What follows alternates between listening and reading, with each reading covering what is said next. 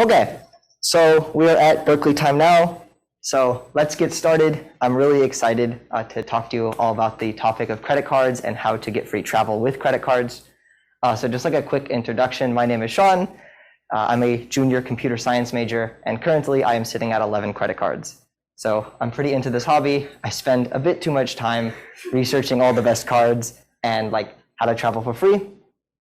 So yeah, quick disclaimer before we get started. There we go. Quick disclaimer before we get started. So there's like technicalities and edge cases to the topics I'm going to cover, and I won't cover those like edge cases and technicalities. Take the decal, which will be next semester, if you'd like to learn all the advanced tricks and stuff. Also, I'm not affiliated with any bank or anything, and I will not be providing any referral links, so don't worry, there's no conflict of interest here. So first, let's talk about what's possible with credit card rewards.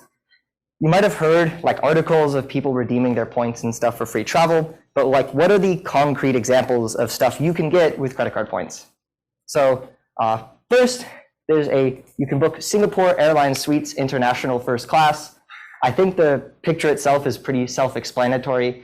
It's a pretty amazing airplane seat to be on, and I would definitely want to take that flight. And the cash price for this is about $15,000 or more round trip. So definitely not attainable to book with cash. Another example, which we will circle back to later, this is a 5-star hotel about 2 hours from here, known as Alila Ventana Big Sur. This is an all-inclusive resort, which goes for about $1,500 to $2,500 a night. This is one of the nicest hotels in all of like North America, and it's a very, very nice place to stay. In fact, me and my girlfriend have 3 nights here booked after spring finals, all on points, and it's not going to cost us a penny. So I'm really excited for that. Here's some more pictures of the place. Looks pretty insane. Definitely, I would want to stay there. Another place, this is one of the highest ranked resorts in all of the Maldives, the Waldorf Astoria. So this is like a mega 5-star hotel. It's pretty much the crown jewel of Hilton hotels, and it goes for about $2,000 a night. Again, I would not want to pay cash for this, but it is actually entirely possible to book on points, and it's more common to do than you might think. And here's some more pictures. Looks kind of like a ridiculous place, and I would definitely want to spend some time there. So I've kind of lured you in with what's possible with credit card rewards, how can you actually get started in this game, and what are the first steps to take. So we're first going to talk about the main factors of your credit score, and so what goes into it. And we're going to be talking about the FICO credit scoring model. If you don't know what that is, it's simply just the most common way that banks calculate your credit score. And so the first factor and the most important factor, as you might guess, is your payment history, which accounts for about 35% of your FICO score. And the number one rule of the credit card game is always pay off your cards in full every month, no exceptions, period. You never want to pay any interest. You never want to miss a payment, any of that. You always want to pay off your card in full, on time. Yeah. If you'd like to see kind of what is considered maybe good or bad payment history in terms of percentages, there's a chart right here. To be honest though, I would ignore that chart. It's either 100% is really good, anything else is pretty bad. So you always want to be at 100%, nothing less. Factor number 2, this is credit utilization. So this accounts for about 30% of your FICO score. And so what is utilization? It's just calculated as the total credit amount that you are using divided by the total credit amount that you have. So for example, if I have a credit card with a $1,000 credit limit and I spend $500 this month on that card, my utilization is at 50%. If you'd like to know the very fastest way to increase your credit score, period, it's keeping your utilization as little as like you physically can, between 0% and 1%. And based on how we just defined utilization, that might sound kind of hard to do, because let's say you have a $1,000 limit card, and like I'm saying you can only spend $10 a month on it. That sounds like a difficult task to achieve. And it's actually not, because you don't have to only spend $10 a month. You can actually max out the card as long as you do one very important thing. And I'm going to explain that in this scenario here. So for example, let's say we have a statement close date of our card of October 31st. And so we have 2 scenarios here. So in both scenarios, we have a $1,000 credit limit on our card, and we have spent $700 this month. In scenario 1, I send a payment of $700, so the full amount that I owe on the card, on October 30th, so a day before my statement closes. In scenario 2, I send a payment of $700 on November 1st, a day after the statement closes. What's important here is that both of these scenarios, the person is paying off their card in full and on time. You don't owe the payment right when the statement closes. You usually have about 20 days. So even though both of these people are paying their cards on time, in scenario 1, your utilization will be reported as 0% because when your statement closes, you owe nothing on the card. But in scenario 2, you have used 70% of your available credit and your credit score is now going to tank. It could tank up to 100 points for something like this. If you'd like to see kind of a chart of good utilization to bad utilization, anywhere between 0 and 9% is pretty good. When you surpass 30%, it starts to tank your score pretty quickly. And past 50%, it's just downhill from there. So you want to keep it basically between 0% and 1%.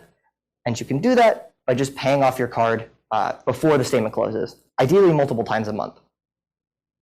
Now, let's say you have had high utilization one month and you forgot to pay off your card before the statement closes, but you still pay it off on time. What does that mean for your credit score? And the good thing is this doesn't really matter. And so a note about utilization is that it is the only scoring factor of the FICO scoring model that doesn't have any memory. What does memory mean? It simply means that it does not stay on your report for more than 1 month.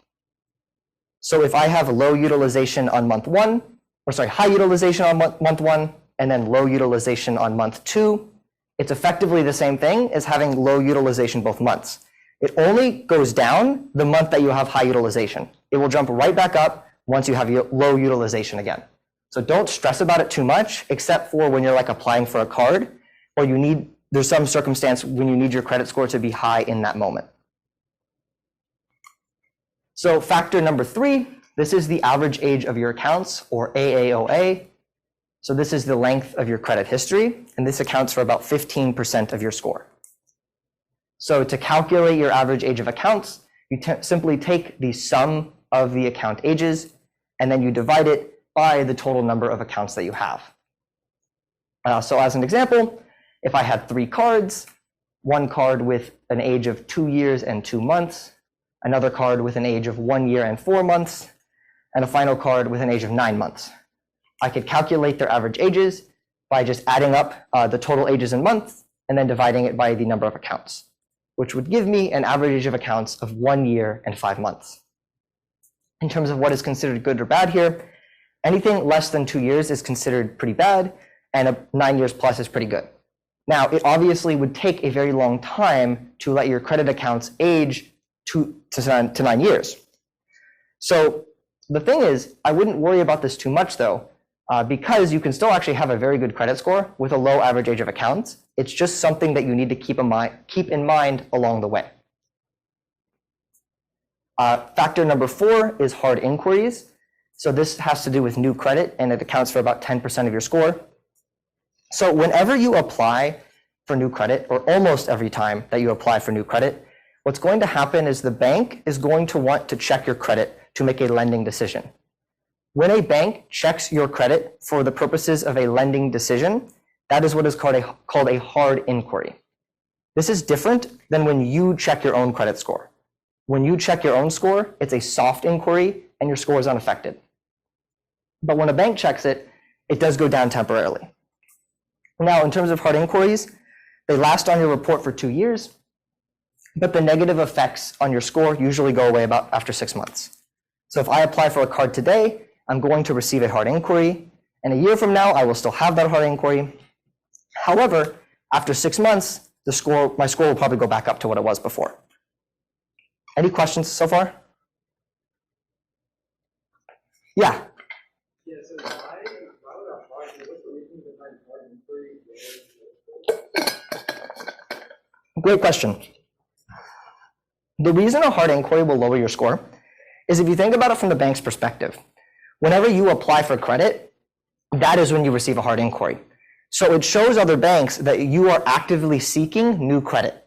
So if you think about someone that's trying to apply for a new credit card every single week or try to get access to credit as quickly as possible, it sounds kind of risky, right? What's going on in their life that causes them to need this new credit? Did they lose their job? Are they not going to be able to pay this back? Something like that. And so in terms of like what's good, bad here, anything below 2 is probably fine. To be honest, it really matters how many hard inquiries you've had within the past 6 months more than anything. So try to keep that like 2 or less in the past 6 months, ideally. I mean, some months you might have higher ones, depending if you applied for a card or not. And so the final factor, and to be honest, this one I wouldn't really care about much, it's credit mix. So basically the variety of types of credit that you have. So there's 2 main types of credit. There's revolving credit, which is just credit cards. And there's also installment credit, which is like student loans, mortgages, personal loans, stuff like that. And you can't really control your credit mix. I mean, theoretically you can, but you definitely should not go out and get like a mortgage to just improve your credit score. So this factor really doesn't matter. It's there, but yeah, I would not stress about it at all. Okay, so you probably want to know like what, oh yes. Yeah, I just got a question. Does the amount of like credit accounts that you have matter? We're going to get to that in 1 second, yes. So what credit score is considered good? So basically on the FICO scoring model, there's a range between 300 and 850. And so pretty much between the 720 and 850 range is where you want to be. I would recommend trying to be at least above 740. And then as long as you're like above 700, you're probably fine. It's going to take a few months to get to 740 or higher. But I would recommend sitting like at 740, 730 or higher from there. It's okay. So Mythbusters. Myth number 1, having a lot of credit cards is bad for your score. That is completely false. Having a lot of credit cards is directly good for your score. It's actually a sub-factor that will increase your score. The bad thing is having a lot of young credit cards. So if you go apply for a bunch of new cards in like a week and you just added 5 new credit accounts to your profile, there's going to be a problem, right? It's going to decrease your score because now your average age of accounts has been significantly lowered and it looks more risky to lenders. Myth number 2, keeping a balance and paying interest on your credit card is good for your score. No, straight up not. I don't know if the banks made that up so they make more money, but paying interest on a card will not do anything for your score. So never pay interest, period. There's no reason to ever do it. Next myth, you should cancel your cards if you aren't using them. This one I actually hear a lot, and people go like, oh, I haven't used this card in a while. I don't want it open anymore. I'm just going to cancel it. That's very, very bad for your credit score. And it's like one of the worst things you can do because it will hurt your average age of accounts. Think about if I have a credit card that's 10 years old and I go close it, that is now off my report. I was benefiting from all those positive payment, like all the positive payment history of that card. And then I've just deleted it from my report entirely. If you're not paying like an annual fee or anything, there's no reason to cancel your card. If you get value from the card, or even if you break even on the card, don't cancel it. Okay. Yes? One risk that comes to mind for me was if I have a really old credit card that I don't use, there's a risk I get stolen, or it gets stolen and I don't notice that it's gone. Would it make a difference if I disabled the credit card but didn't entirely delete it? Great question. So you could do that. The only issue is that if you have, let's say, a card disabled for many, many, many months, the banks might go, why does this person just have this card on like disabled? And they're just going to cancel the account. And then so it's kind of the same thing. To be honest, I wouldn't stress too much about someone stealing a card because the law is that there's zero fraud liability. So if someone steals your card, by law, you are not liable for those charges. And once you report it, they actually get taken off until they investigate the charges. That's why credit cards are so much better than debit cards. Because if a debit card gets stolen and they use your money's now gone. It's frozen until they resolve that investigation in your favor. With a credit card, they take it off immediately and you don't owe anything. Yes?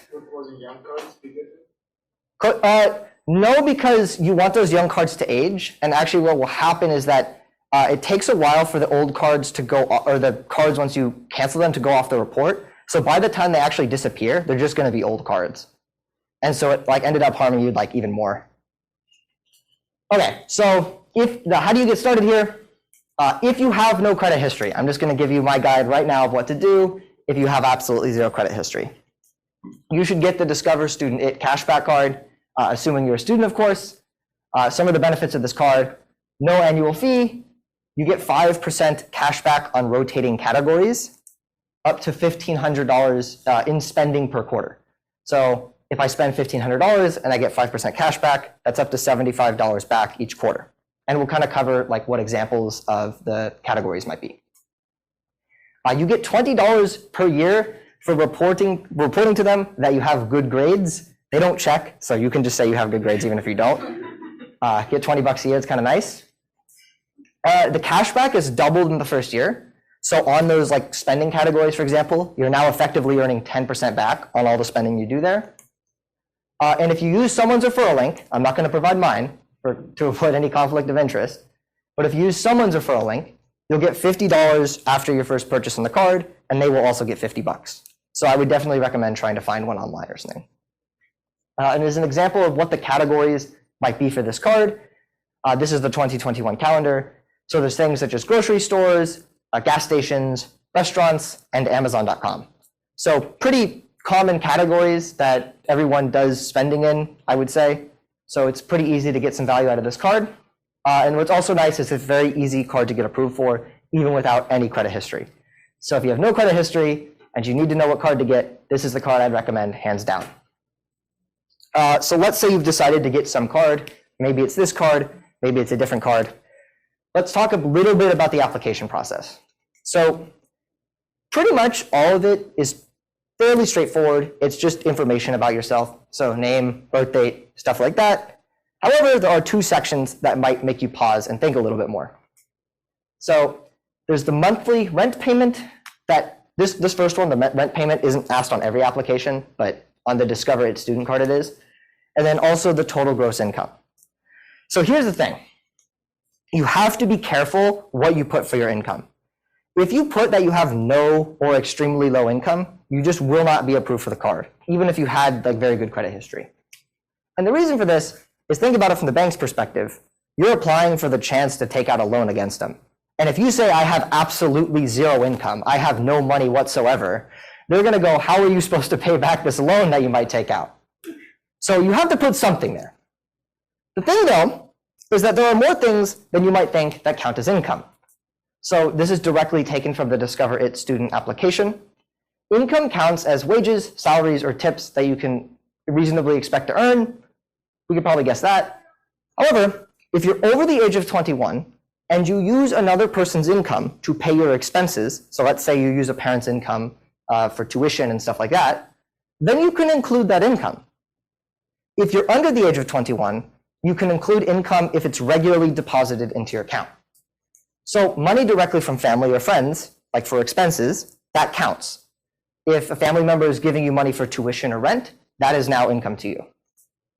If you are over 21 and use a family member's income or someone's income, you can then add that to the income on the application. Yeah? If your income changes like after you work at a job, you have to report it. So there is usually a thing, like you're saying, like you apply for a card and then your income decreases later. Yeah. So what would happen there is there is like a profile tab where you're supposed to update your income. The thing about it is expected income.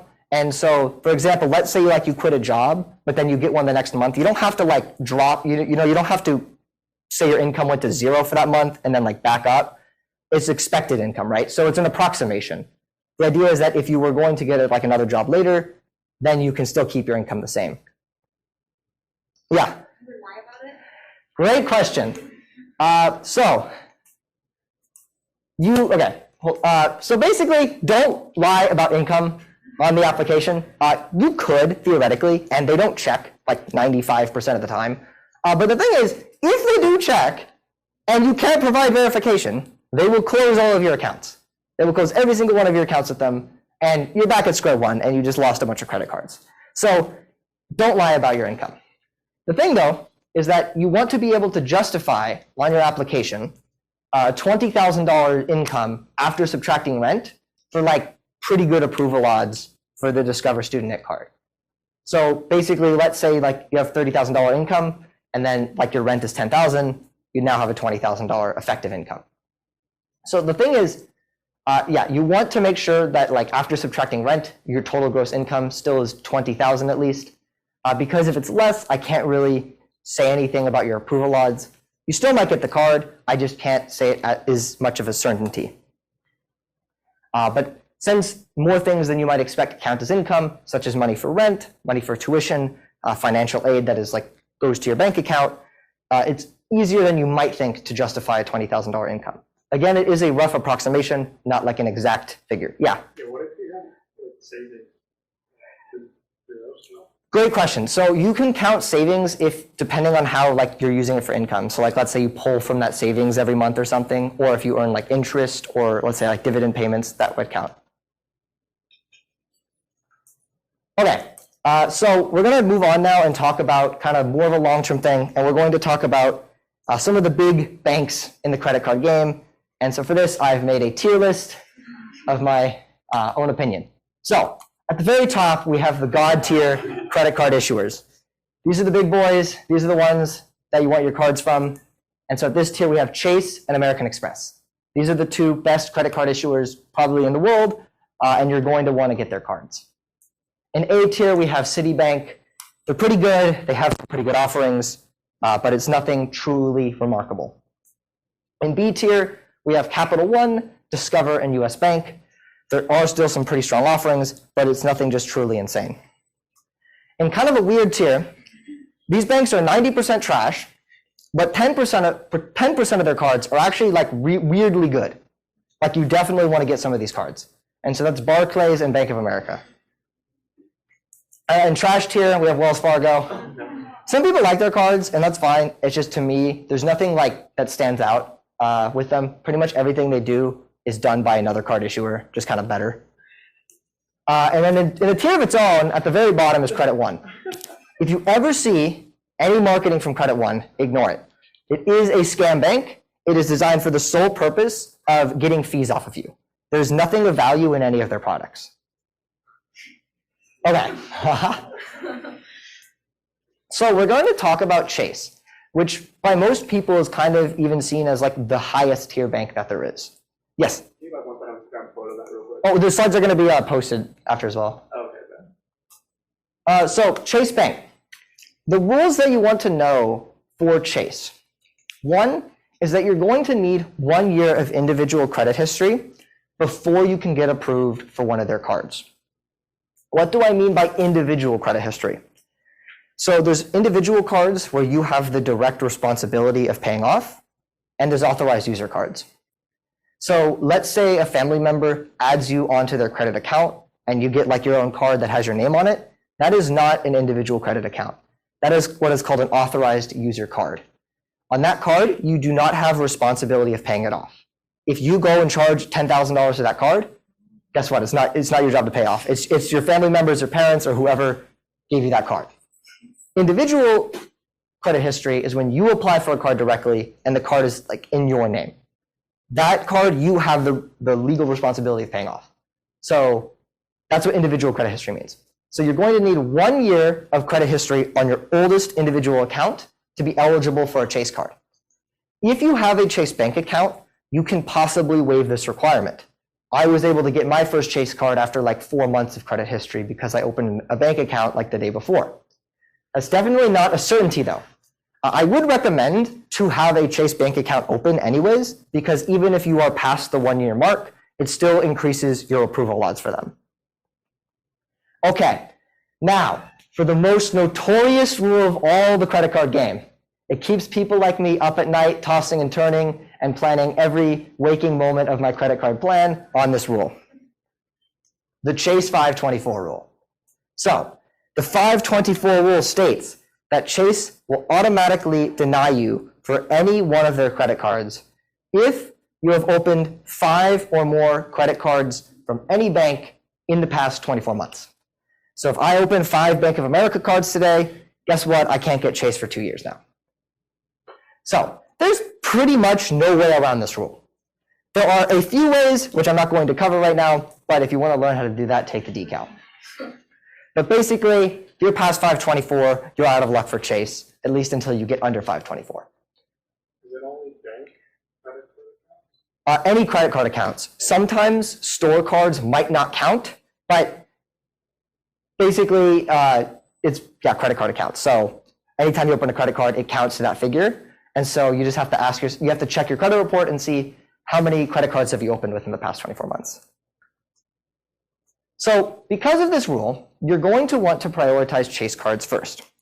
You can get other cards later on, but you can't get Chase cards, right? If you're past 524, you can go get an American Express or a Bank of America card, but you're locked out of Chase, and there's no way that you're going to be able to get one of those cards.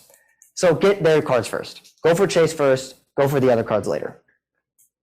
Okay, so I've talked about some of like a card issuer rule, a little bit of long-term plan. Now, how do you get some like big points quickly, right? How can you get some cool stuff? So here's an earning points example. And this is a real example where the offer is still going on right now. So the Chase Sapphire Preferred card, if you apply in a physical Chase branch, you're going to get a sign-up bonus of 100,000 Chase Ultimate Rewards points. We will talk about what that means in a second. You must spend $4,000 within the first 3 months of card membership to get that bonus. That might sound very high, but if you pay things like rent on the card, or if you have family put expenses on the card and pay you back, it can be much easier than you think. The annual fee for this card is $0 for the first year, as long as you apply in the physical Chase branch, and then every year after that it's $95. However, this can be downgraded to a zero annual fee card. So don't worry about paying annual fee long term. You can downgrade the card. That's different than canceling it. If you downgrade the card, the age stays the same. It's just a different product. On your credit report, though, the age will still keep growing, and it will not hurt your credit score. So what does 100,000 Chase Ultimate Rewards points get you? So so the currency is Ultimate Rewards points. And so these can be transferred to one of Chase's hotel or airline partners. They have a series of partnerships with various hotel and airline brands, and you can transfer Chase points to those partner points at a 1-to-1 rate. So usually the optimal transfer partner that Chase has is the World of Hyatt program. So 100,000 Chase points is going to be equal to 100,000 Hyatt points. Now, what are Hyatt points worth? So this is what is called an award chart. Basically, this indicates what can be booked with a certain amount of points. So we're just going to look at this standard column right now based on, because if the dates that you're staying at a hotel are crowded or more crowded or less crowded, you may have to pay more or less. But so for now, let's just look at the standard column. At the very top is the category 1 hotels. So these are the most budget hotels, the cheapest hotels of the Hyatt portfolio. These will cost the minimum amount of points and typically the minimum amount of cash if you were to book with cash. At the very bottom of the award chart, we have category 7 and category 8 properties. These are the most luxurious properties that Hyatt owns. These typically would cost hundreds, if not thousands of dollars a night to stay at if you were paying cash. And we can see for a category 7, it's a 30,000 point cost. And for a category 8, it's a 40,000 point cost. So now let's look at like some more concrete examples of like what you could actually book with those Hyatt points. So one example might be the Hyatt Regency in Bali, Indonesia. This is a category 2 property, meaning it's 8,000 points per night with a typical cash rate of around $150 per night. So this yields us a cent per point value. So this is a way we evaluate how much cash value we're getting from our points. So CPP, it yields a cent per point value of 1.875. So we're getting 1.875 cents per point that we use on this redemption relative if we were to pay cash. And to calculate this, you just simply divide the cash price of something divided by the amount of points that you would need to get it.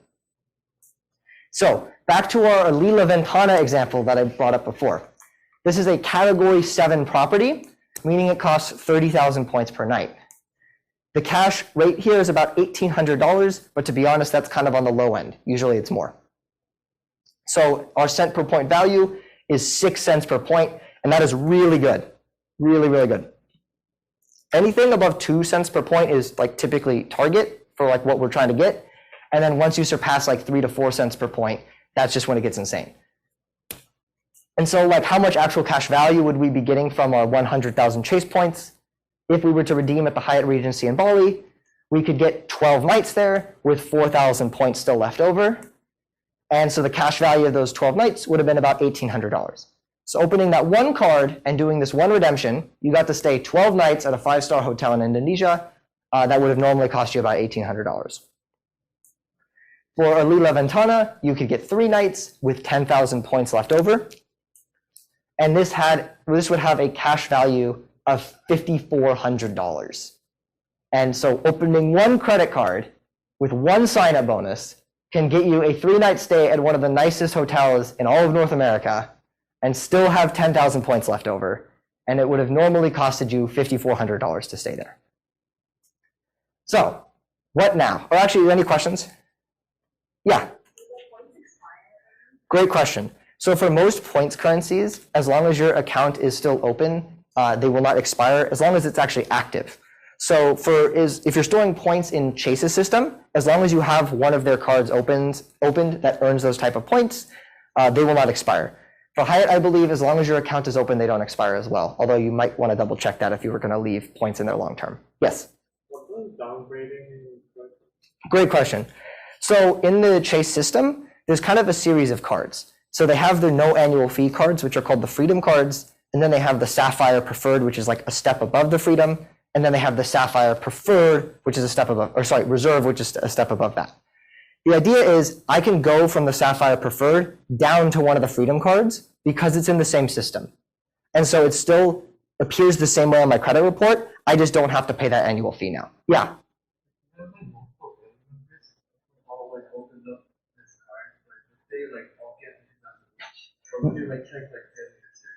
Great question. It is based on the individual, not the family history. So if there's 4 people in your household that are all above 18 and like have a good enough credit history, you could all open this card and earn 400,000 Chase points.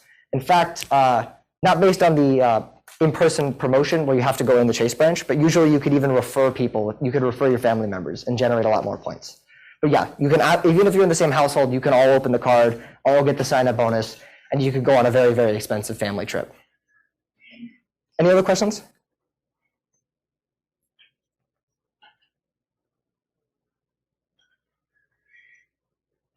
Okay, so what now?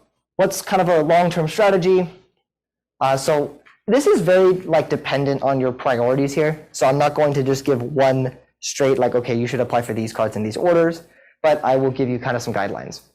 So only get at most one more card before you reach that 1-year history of like individual credit history. And that's because, right, the Chase 524 rule states that if you have more than 5 accounts open, you can't get any other cards. So you only want to have maybe 2 accounts open before you reach that 1-year history. So then once you reach it, you can get 3 Chase cards that year. What? So if you had one, let's say you open one account right now, and then let's say 3 months or 6 months later, you open a second card, and then you wait until you reach 1 year of credit history, you then be able to get 3 Chase cards that year before going above 524. You get like 300 points? Oh, okay, great question. You can't open the same card multiple times back to back to get the same offer, but you could get other Chase cards. So you could get the Sapphire Preferred, and then you could get other cards that have like very good sign-up offers to use for your free travel. So then at 1 year of history, go for Chase cards. As I said, they're very, very valuable. You can get other cards later on, even if you don't like Chase that much, but you can't go back to get Chase for a while at least. You're going to have to wait till you are below 524. Next, don't waste your hard inquiries. Don't just go apply for like 5 credit cards just because you want one. That's going to be really, really bad for your score. And you get a hard inquiry whether or not you were approved for the card. So you could go apply for a card, get denied, and you still have a hard inquiry. You get approved, you have the same hard inquiry. So only apply if you are very confident of an approval. Yes? Does like a good credit score help like your chances of getting like those top like cards? Yes, a good credit score matters a lot, but oftentimes like it's not the actual score number itself, it's the factors that contribute to it. So for example, like the good payment history factor, having a individual account history of over 1 year, not having super high utilization, stuff like that. But yes, you're gonna want like your score number itself to be high. Like that's a general like good guideline. So for like the Sapphire Preferred, above like 740 to 760, that kind of range you want to be sitting at. to be able to get it. Don't apply for junk cards. I've seen people do this, and it really bothers me because, like, let's say you're in a store and they say, oh, you can apply for the store credit card and you'll get like $50 or $100 off your purchase today. That might sound good in the moment, but when I just showed you a sign-up bonus that was worth like $1,800 to $5,400, that's peanuts. You should be getting substantial value from each card that you apply for. Your 524 slots are very, very, very valuable. Every card you get, like, that isn't Chase is like an opportunity that you are losing. So if you're not going to apply for a Chase card when you're below 524, really ask yourself, is it worth it? Am I getting something that is just of such good value that I have to do it right now? So the final kind of piece of advice here is when you see specific card recommendations from media outlets. So like if you've heard of the Points Guy or blogs like that, they might oftentimes give you specific recommendations for cards. And the thing is, do not follow those specific recommendations. They are trying to earn themselves a referral commission on those cards. So if you apply through their link, they earn some money, and so they're trying to market those cards to you. Oftentimes, they'll be good cards as well. Like, they're not marketing junk cards. It's just that if they recommend a specific card for you, it might not actually be the best card for your setup at the time. So you can use those blogs and media outlets to get information about this game and like the benefits of certain cards. But in terms of a specific recommendation of what to do in your situation, I wouldn't follow them. Okay, Q&A time now. And then also, so this is the recording's going to be posted here. The slides are going to be posted here. And there is like a resource page I made that has like 4 different QR codes, one just being another link to the Google Drive, and 2 of them being to YouTube channels that I find very, very useful, and then 1 being a beginner's guide article from the Points Guy. So this is the link to it as well. If you don't want to scan it right now, you can just take a picture and type that in later. And then this is the feedback form. If you could fill that out, that would be great, so I know how I did. Yes? What happens if you get denied? Can I reapply right away? Great question. Okay. So if you apply for a credit card that you are denied for, you're going to want to do one of 2 things. So the first thing you're going to want to do is call the reconsideration line for that bank. So let's say you apply for a Chase card. Chase has something called a reconsideration line because sometimes their automatic computer algorithm denies people that should not be denied. So you can call them up and say, hey, I have good payment history. I pay off my cards in full. I have a Chase bank account. I've been a good Chase customer. What can you do to get me approved for this card? Can you reverse the decision? Oftentimes, they actually can. As long as you're not like above 524 and then you're eligible for the card, it's pretty attainable to reverse their decision. That's what I was able to do when I got my first Chase card. They denied me. I called up the reconsideration line. I said, I have a Chase bank account. I'm trying to build my credit history. And they helped me out and I got approved. So if you just Google the bank name with reconsideration line, you can just call them up during their hours and ask to be reconsidered on the card, and they might actually reverse it. So that's the first thing I would do. And then if they say no, I would then hang up and call again later. That's like kind of the mantra. If it's like 4 or 5 times and they still won't approve you for the card, okay, it's probably not going to happen then. So you're going to want to wait probably at least 3 months before going for it again. Yeah. Is the only kind of useful thing about credit card is the sign-up bonuses, or the benefits of using them also something you consider? Great question, yeah. So I think like we saw on the Discover card, the 5% like rotating categories, that's a benefit you'll always have. Like that's not just part of the sign-up bonus. Yeah. So that, for example, that's like a benefit that's very useful. When I talked about the Sapphire Preferred, there are benefits to the card that can be pretty good, but the most appealing thing right now is the sign-up bonus. So typically how it will work is the sign-up bonus is your biggest point of getting like substantial value from the card, but you should still definitely pay attention to the benefits of the card. Because especially you'll see in hotel cards, they can be very, very long-term, what we call keeper or sock drawer cards. Just by keeping the card open and paying the annual fee, you're actually coming out in profit. And so the idea is like, let's say I open a hotel card, like there's a Hyatt hotel card, and I pay a $95 annual fee. Every year I get a free night that's typically worth between like $200 and $300. So I'm actually coming out ahead by paying this annual fee on this card, and I don't actually have to use the card. But so the benefits definitely do matter. I just kind of was focusing on the sign-up bonus because that's the most immediate point of substantial value. Yeah. So if you like going for like the in-person like bank visits, like how important are like the first impressions with like the bankers? Oh, that's a very good question. I think you should be fine as long as you're just like nice to them because they don't actually make the decision themselves. They just type your information into their automated algorithm. And so if you're denied, they might be able to like write a letter to try to get you reconsidered. But like they don't actually approve you themselves. Yeah, I think the main important thing is really just like your credit score and all that. This is something I didn't mention, but there is a website called creditkarma.com. I would recommend that everyone opens an account with Credit Karma. It's free, and it's just a really good way to monitor your credit score. And it's like a really convenient way to check, like, am I above 524? Do I have 1 year of history? Stuff like that. So I would definitely open a Credit Karma account. Any other questions? Yes? What is the card that you're most proud of that you currently have? The card that I'm most proud of, so I opened pretty recently the Amex Platinum card before the annual fee went up. I don't know if anyone's heard of that. Has anyone heard of it? Okay, a few people, cool. Yeah, it's like a premium travel card that gets you like lounge access at the airports and stuff and lets you like eat free food before your flight, which I've still yet to use. I was gonna go on a flight a few weeks ago and then I got sick, so that's sad. Yeah.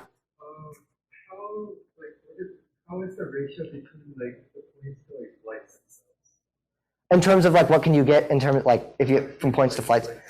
So that's a very good question. So it depends on what you're trying to book. So we talked about cent per point value, and that's going to be skewed going up to the high end. So the idea is if I book a $20,000 first class flight, that's not going to require that many more points than booking an economy $1,000 flight. So typically a first class flight in points is like double, maybe slightly over double what the economy price is. So it's very skewed compared to cash, right? So I could pay, let's say 50,000 points for a one-way economy ticket that normally, let's say, is $1,000. Or I could pay 120,000 points for a one-way first class ticket that's normally like $15,000 to $20,000. So it really depends on what you value. Personally, I think the business class and first class makes more sense for me because I would never be able to pay that. And so it's really cool to have these experiences that like no way in cash I could pay. But I could probably pay an economy ticket if I wanted to. So it's not as valuable for me there. It kind of depends on what you want to prioritize. And so what I would recommend is just doing the math on like what the cash price is to what the points price would be. But so typically for economy, you're probably looking between 1 cent per point and 1.5 cents per point there. But when you go for business or first, it's like 3, 4, 5 plus cents per point. Yeah. So you put out a couple of ways of evaluating the Chase Sapphire Preferred Card. How significant is cashback in these evaluations? Great question. So there are kind of two teams here. There's Team Cashback and Team Travel in terms of the credit card game. Personally, I think you can tell I'm on Team Travel. For me, there's not as much upside to cashback. If I earn, let's say 5% cashback at a store, it's nice, it helps, but it doesn't truly like alter something that I'm doing. There's not as much upside to cashback. Its floor value is 1 cent per point by definition, and its ceiling value is also 1 cent per point, right? I can't redeem cashback for more than the cash it's worth. But with points, the idea is I can look at these optimal redemptions and do these like really cool transfers to be able to stay at places and do things I wouldn't otherwise be able to do. So you can convert Chase points to cashback at a rate of 1 cent per point. So 100,000 Chase points would be worth $1,000 cash. So you could open that card and you could earn $1,000 from the sign-up bonus cash if you didn't like have any desire to travel. Yeah. I'm not sure if you mentioned this, but is there a way to like accumulate the points? So the sign-up bonus is usually where you're going to get the bulk of the points. But every credit card that's like decent at all, they're going to have what are like points multipliers based on where you spend your money. So most cards will get like 1 point per dollar on every purchase. And then maybe on dining, they get 2 points or 3 points per dollar. And then let's say on travel, they get like 3 or 4 points per travel or per dollar. So it depends on the card.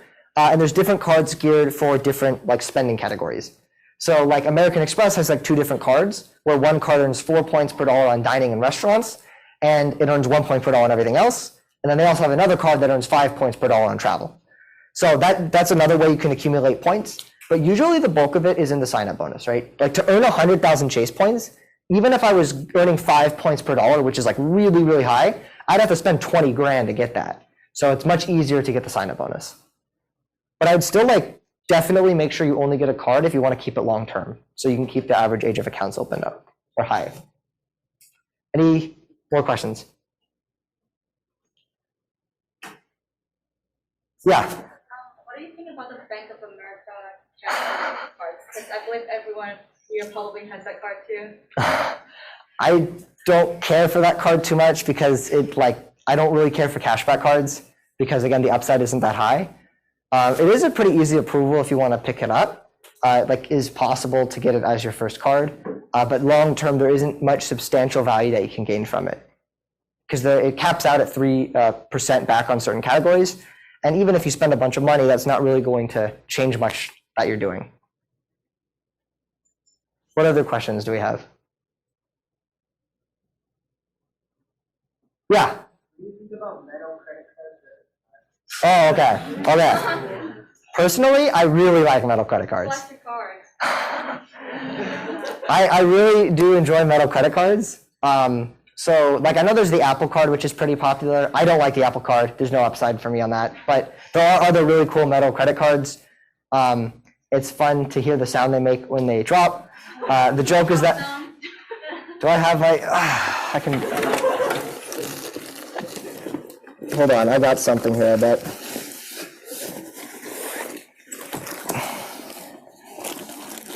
Okay, so I have a fake credit card here.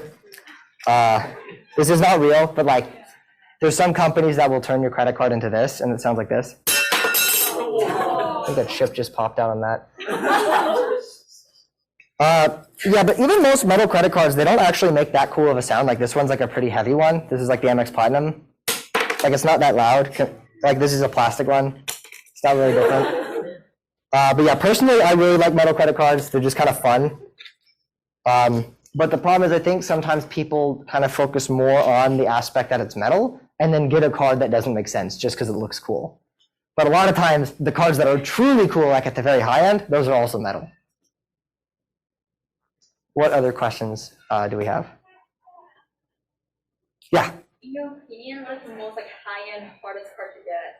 The hardest card to get, like that's still like somewhat feasibly attainable by like the uber wealthy, is the American Express Centurion card. So if you've ever heard a reference to like the black card, that's what it is. So to get that card basically is you have to be an American Express customer already, and you have to spend, if you're on a personal card, you'd have to spend between like $250,000 to $500,000 a year to get an invite. The initiation fee for that card is $10,000, and there's a recurring annual fee of $5,000. So there are more people that hold that card than you might think, but it is still extremely hard to get, and you have to like specifically be invited for it. But if you ever see someone, like this is a fake American Express Centurion card. Like this isn't real. But if you ever see someone with a card that looks like this, and it's real, they are very, very, very wealthy. So, pro tip for you. What about what? The benefits? So to be honest, the benefits like aren't that insane as you might think directly. So the points multipliers, it's none. It's just 1 point per dollar on everything. There are hotel statuses you get, which we haven't talked about at all, but basically you get like suite upgrades at hotels, you get priority treatment at certain airlines. The main reason people get that card, one is to just flex, but two, they have a concierge service that is like remarkable. So one of the guy that created the Points Guy media outlet, he was stuck in Indonesia during a volcanic eruption, and everyone was stuck on the island. They couldn't leave. He called up American Express Centurion Concierge, and they arranged like a string of vans and boats and plane transfers to get him only off the island. Like he was the only one able to leave.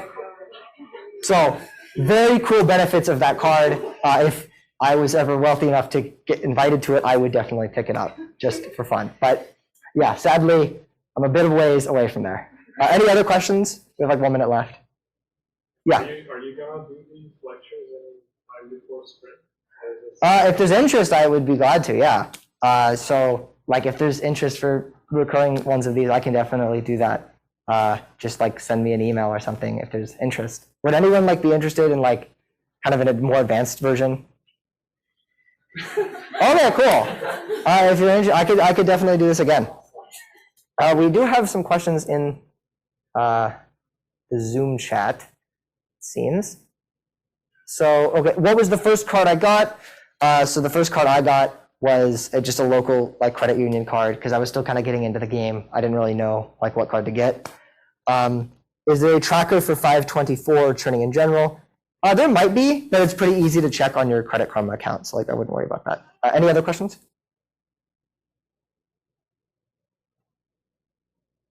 Okay, cool. Thank you all for coming. I really enjoyed giving this lecture. Thank you.